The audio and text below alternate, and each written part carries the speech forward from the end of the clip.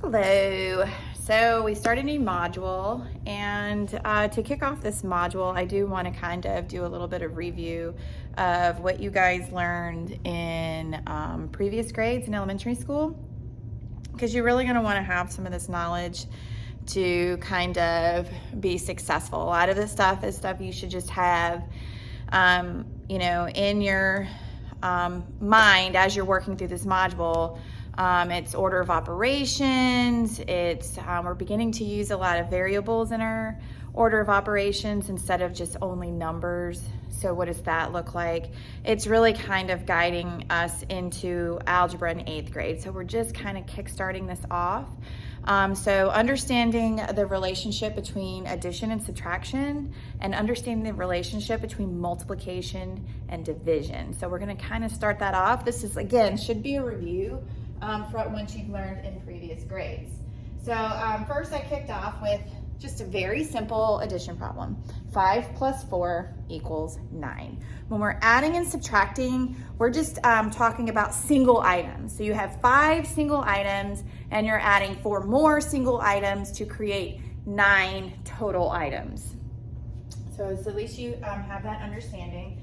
And here is a tape diagram to model that. So here is 5 individual units added to 4 individual units, and you get, and all together it's 9 individual units, okay? And I just labeled that this is a tape diagram. If you guys remember from ratios, we were using tape diagrams. Okay, so another thing you would like for you to recall from elementary school is how to check your answer to addition. So how to check an answer is you use the inverse operation. So inverse is another word. It's a math term we use for opposites. What's the opposite of addition? It's subtraction, but we call that the inverse. So use the inverse operation to check an answer, which is subtraction. Basically, you work backwards from the sum. So you have the sum, okay? And you use the inverse operation. You subtract one addend and it should give you the other addend. So here's some examples. If I take the sum and take away 4, I should get 5, which is the other addend. If I do the other one, if I have 9, my sum, and I take away the 5, it should give me the 4. So it's kind of having this understanding of how addition and subtraction relate to each other. I did some other models for you. These are like whole part type stuff. So just going over and explaining what I have on my paper here. So here is an example of what is addition as whole or total or the sum, and your 2 parts, which in addition is addend. So 2 parts make a whole. Make sense? So what if you don't have the whole, but they give you the 2 parts? How do you figure out the whole? How do you figure out the total? Well, when you have both parts, you add to find the whole or the total or the sum. So 6 plus 4 equals 10. Part plus part equals whole, okay? And then I gave a very simple example of what if you have the total or the whole and 1 part. How do you find the missing part? When you have the total and 1 part, you subtract to find the other part. So 21, which is the total, you subtract the part, which is 14, and you get the other part, which is 7. So the answer is 7. So you use subtraction when you're given the total and only 1 part, okay?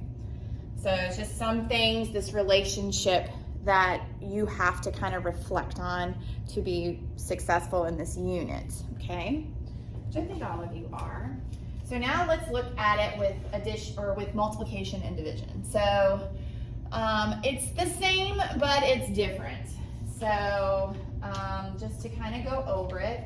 So here I have 5 times 4 equals 20, a very simple multiplication problem. But the difference between multiplication and division, instead of dealing with individual units, you're dealing with groups, okay?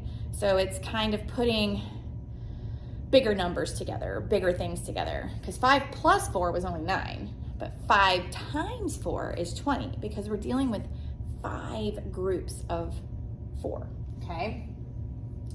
Or 4 groups of 5, how you want to look at it. Okay, so I have here how to build a tape diagram for multiplication. So you take your 5 groups, 1, 2, 3, 4, 5, and each of those groups have 4 things in them. 4, okay? So it's 5 groups of 4.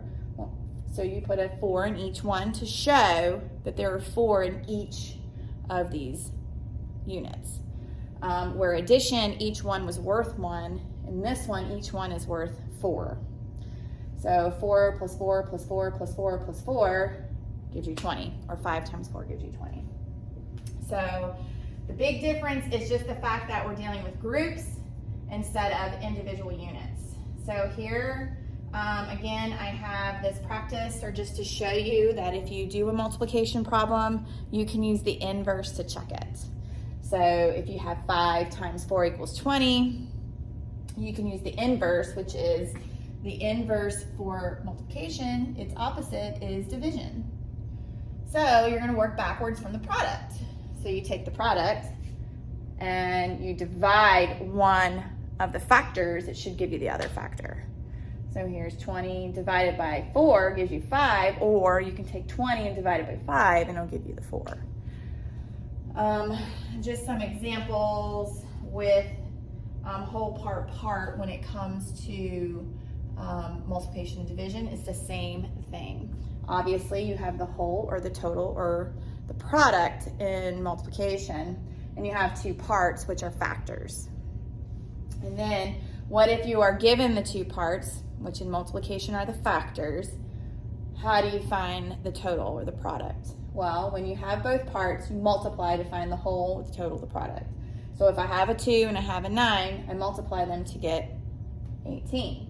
Well, what if you have the product or the total and only one part?